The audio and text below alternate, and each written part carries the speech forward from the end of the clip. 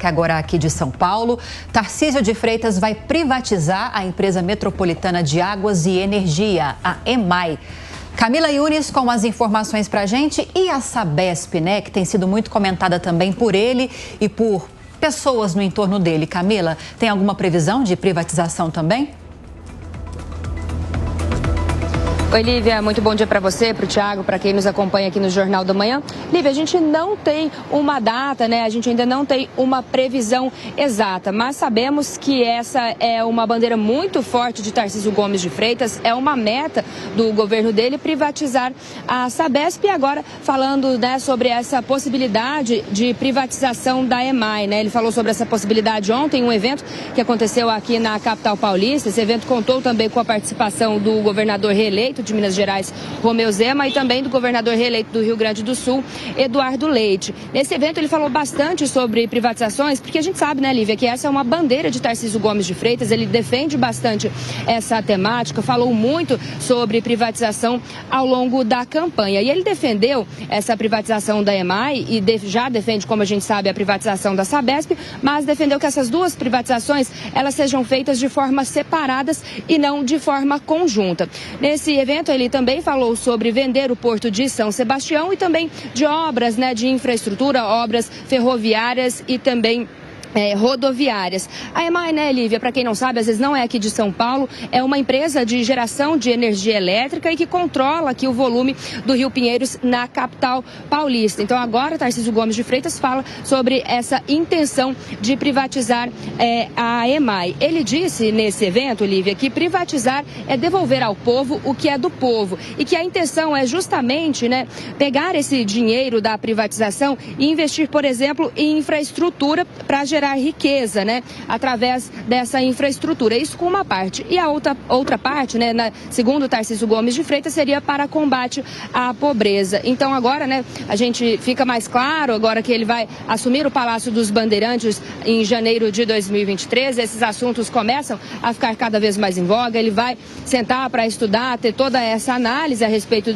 porque demanda bastante, né, um estudo muito significativo de privatização. Mas, logo que ele assumir, Lívia, ele vai herdar aí 16 projetos de concessão e também de parceria público-privada que já estão em andamento. Então, este é um assunto que certamente a gente vai falar bastante nesses próximos 4 anos com o Tarcísio Gomes de Freitas à frente aqui do Palácio dos Bandeirantes. Com toda certeza, Camila Yunes trazendo então essa grande possibilidade, quase já certa, de privatização da EMAI e possibilidade da Sabesp também. Camila Yunes segue acompanhando essas movimentações e volta ao longo da programação.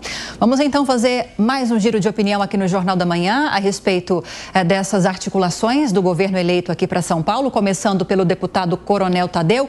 1 minutinho para cada um dos nossos comentaristas.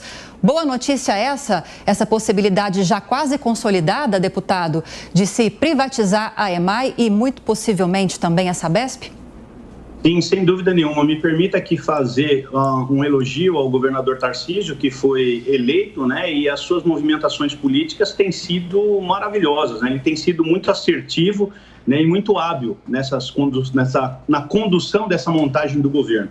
Em relação à privatização, o Tarcísio ele tem uma ideia na economia de ser bastante liberal e enxugar o Estado o máximo que pode. E ele falou claramente, não é certeza que ele vai privatizar a Sabesp.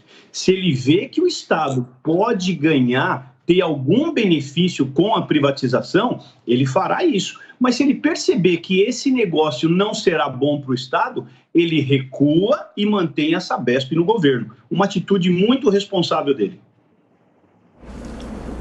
O governador eleito de São Paulo, Tarcísio de Freitas, ele pretende formar uma vitrine em São Paulo do que é um governo liberal, técnico, que foi eleito com a ajuda do bolsonarismo, mas nas palavras do próprio governador, não é bolsonarista raiz, não vai promover uma guerra cultural. Até agora, de todos os nomes citados para ministérios, o único tido como mais bolsonarista raiz é justamente o futuro secretário de Segurança Pública, que é o capitão Derrite, que já acumulou até algumas críticas. Por outro lado, os nomes como da Natália Benevides para pasta de infraestrutura, uma pasta inflada de infraestrutura e meio ambiente. A gente tem aí o Caio Paes de Andrade para gestão e digitalização do governo. Provavelmente o Kinoshita, que é um assessor próximo de economia do ministro Paulo Guedes, deve comandar a pasta da economia, a pasta da fazenda. Você tem todos nomes muito técnicos com esse perfil liberal. E com isso também, Tarcísio vai fazer com que São Paulo seja uma espécie de antagonista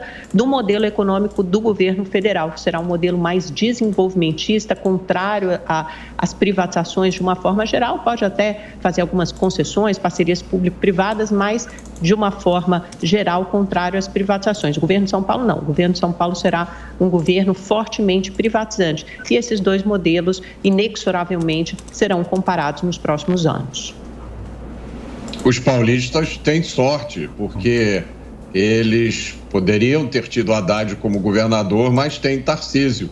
E aí ficou mal para o Brasil, que parece que vai ter Haddad como ministro da Fazenda.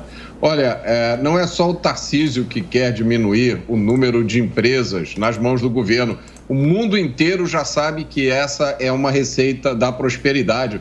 Um dos maiores estadistas do mundo, Margaret Thatcher, fez isso no Reino Unido nos anos 80. Ela resgatou o país das garras do socialismo. O Reino Unido estava decadente e voltou a ser uma grande potência. Inclusive, ela aproveitou e ensinou uma lição aos ditadores argentinos na Guerra das Malvinas.